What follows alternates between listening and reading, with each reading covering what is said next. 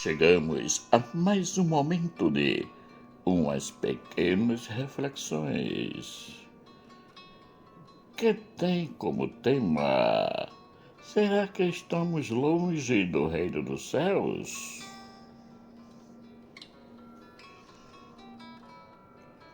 Eu sou o caminho, a verdade e a vida.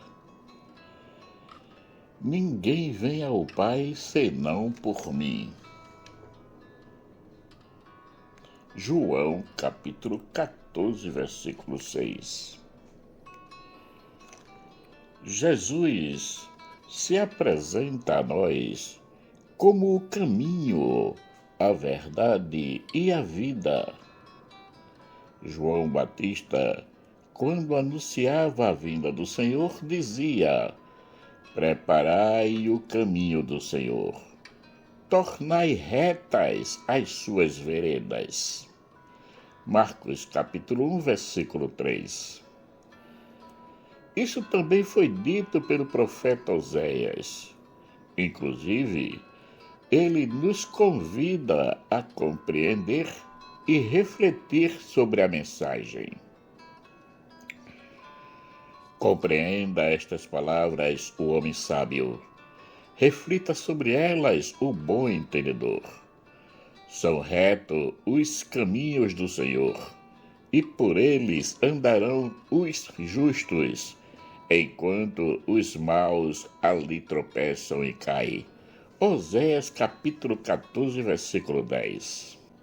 Tem o dito popular que diz: Deus escreve certo por linhas tortas. É isto mesmo, só os justos é que entendem a mensagem divina e a compreendem, tornando a vida em si mesmo. Já os malvados tropeçam nas suas interpretações, não conseguem compreender a mensagem divina porque lhes faltam a justiça e o amor. É uma interpretação cheia do próprio eu egoístico. Deus é amor, é bondade, é compaixão, misericórdia e justiça. Ele nos conduz sempre pelo caminho do bem. Os caminhos de Deus são perfeitos. A palavra do Senhor é pura. Ele é o escudo de todos os que nele se refugiam. Salmo, capítulo 17 e 18, versículo 30. 3 características de Deus: perfeição, pureza e proteção. Tudo que Deus fez e faz tem o timbre da perfeição. Nada contém defeito. E viu Deus que tudo quanto tinha feito, e eis que era muito bom. Gênesis, capítulo 1, versículo 31. Em Deus tudo é puro e imaculado, porque Ele é a fonte de todas as coisas, a fonte de água puríssima e cristalina. Toda a palavra de Deus é pura. Provérbios, capítulo 30, versículo 5. E por fim, Deus nos ama de tal maneira que não deseja que nada de ruim nos aconteça. Ele nos protege sempre, todos os dias, em todas as horas. O Senhor é o meu rochedo, e o meu lugar forte, e o meu libertador. O meu Deus, a minha fortaleza, em quem confio, o meu escudo, a força da minha salvação e o meu alto refúgio. Salmo capítulo 18, versículo 2. O que queremos mais na vida se temos um Deus como nosso maior protetor? Porque ainda temos medo das circunstâncias da vida?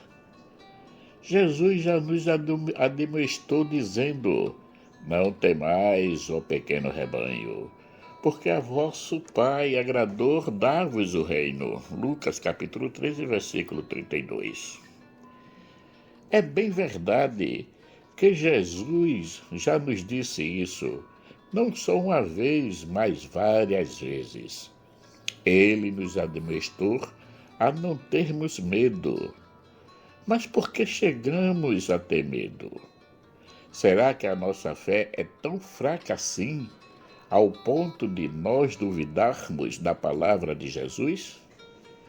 Como vimos, Oséias nos fala que os caminhos do Senhor são retos, portanto, não podemos duvidar.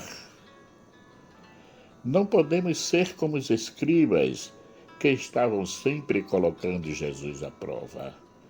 Mas quem eram os escribas? Eram pessoas inteligentes, sábias, estudiosas da lei e dos profetas. Em um dos momentos em que os escribas colocam Jesus à prova, é no diálogo,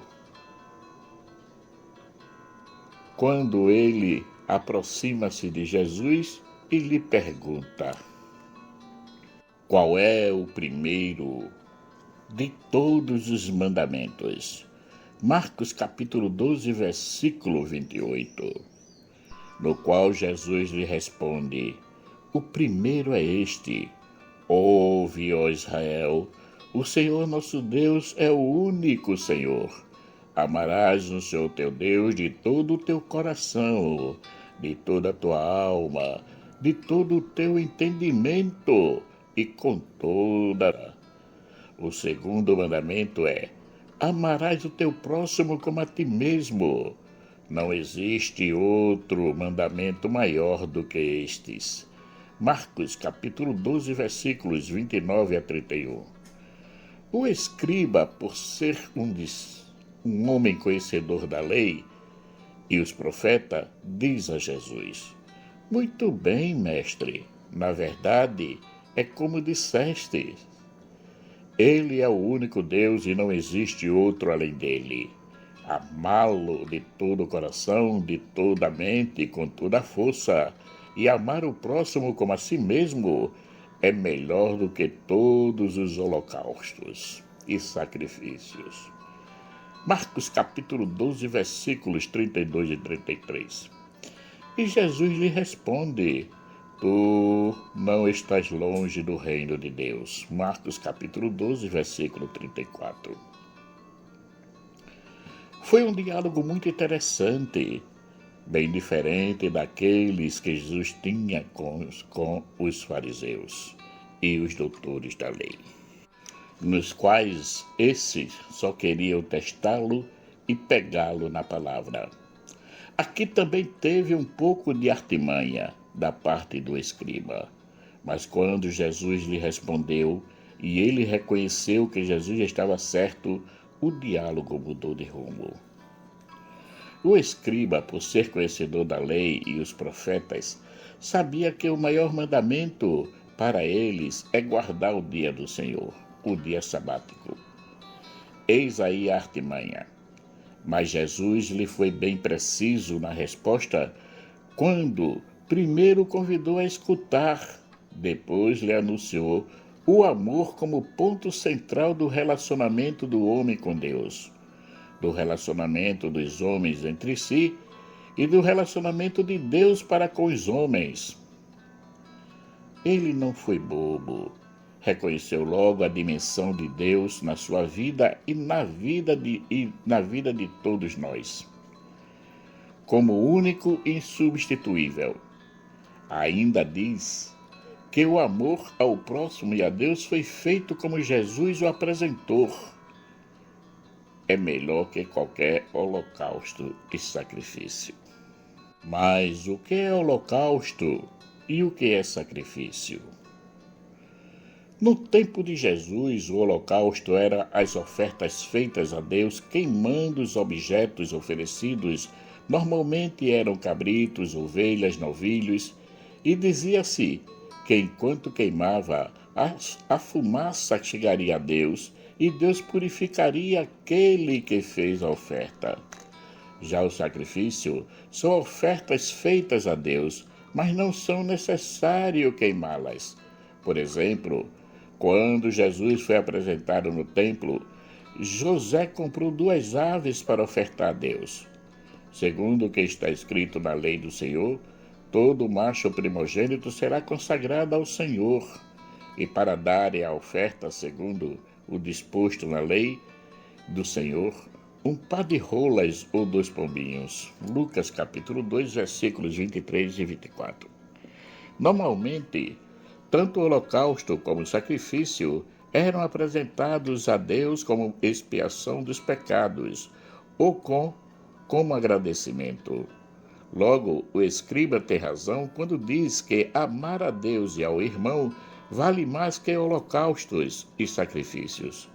Porque quem ama não faz mal ao seu próximo e nem procura fazer ações que não são dignas da presença de Deus nas suas vidas. Mas o que Jesus quis dizer, não estás longe do reino de Deus? Jesus procura reconduzir a lei à sua real função, que é de aproximar Deus aos homens, os homens entre si e os homens com Deus. Foi isso que Deus pensou quando deu a Moisés a tábua da lei. Logo, a nossa visão da lei de Deus toma outro sentido, isto é, não a vemos mais como normas que nos são dadas para nos controlar, mas como preceitos que nos são dados para nos ajudar na nossa caminhada rumo à meta. A nossa vida não deve ser diferente do culto que praticamos. O que vivemos na missa e nos cultos, devemos dar continuidade durante o nosso dia, porque a nossa vida é uma só. Não temos 2 vidas, e muito menos temos uma vida para rascunho e outra para passar a limpo. Logo, quando Jesus diz que o escriba não está longe do reino dos céus, é porque ele, tendo conhecimento da verdade, não se atentou para um pequeno detalhe, que tudo aquilo que Jesus tinha lhe dito estava alicerçado no amor. Portanto, o que lhe faltava é o amor ao irmão. Eis o detalhe que lhe estava faltando para entrar no reino dos céus.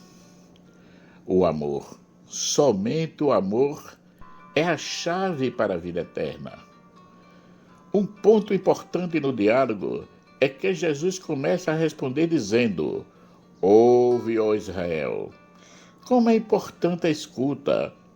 Penso que o escriba tem ouvido muitos dos profetas da época, inclusive os tenha estudado, mas lhe faltou a escuta. Como sabemos, a mudez é fruto da surdez. Quando não se escuta, não se consegue falar. Daí a importância da escuta. Devemos estar sempre atento àquilo que Jesus nos diz no silêncio do nosso coração, para não perdermos nenhuma oportunidade para amar concretamente o irmão. Devemos amar a Deus com todo o nosso coração, que significa com todos os nossos desejos, anseios e conquistas. Com toda a mente, que significa com tudo aquilo que temos no pensamento como projeto de vida. Com toda a alma, que significa com todos os nossos sentimentos, e com a força, que significa com energia e esforço empregado no amor a Deus. Para finalizar, não vamos tapar os nossos ouvidos, vamos mantê-los bem abertos para ouvir o Senhor quando Ele se apresentar e nos falar no fundo do nosso coração. Não sejamos como escribas, que mesmo sendo conhecedor da verdade, estava longe do reino de Deus, porque lhe falta apenas uma pequena ação: amar. Lancemo-nos no amor. Não percamos tempo. Vamos aproveitar todos os momentos da nossa vida, em casa, no trabalho, na rua, na escola, entre os amigos, para amarmos concretamente. Como diz o dito popular, sem olhar a quem. Fazendo assim, nunca estaremos longe do reino dos céus. Marcos Laurentino. Caríssimos e caríssimas, chegamos a mais um momento de umas pequenas reflexões que teve como tema: será que estamos longe do reino dos céus? Aproveito o momento para agradecer a todos e a todas pelo engajamento no canal e peço para que compartilhem essas reflexões para que cheguem a mais pessoas. Peço também àqueles que ainda não se inscreveram que se inscrevam.